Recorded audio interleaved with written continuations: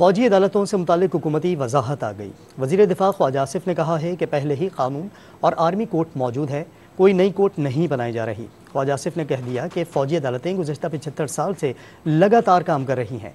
फैसलों के खिलाफ 3 अपीलों का हक मौजूद है, किसी के बुनियादी हुकूक सलब नहीं किए जा रहे। कोई फौजी कोर्ट्स नहीं बनाई जा रही।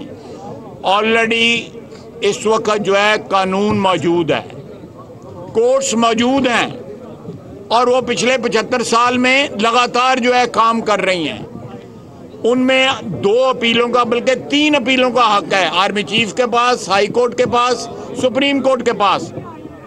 हम खुदा न खासा किसी के बुनियादी हकूक नहीं छीन रहे। बुनियादी हकूक जो कानून ने और आइन ने दिए हुए हैं उनकी हिफाजत की जा रही है। लेकिन जो लोग जिनकी फुटेज मौजूद है, जिनके चेहरे मौजूद हैं, जिनकी शनाख्त मौजूद है कि वो इन तंसीबात पे हमला कर रहे हैं,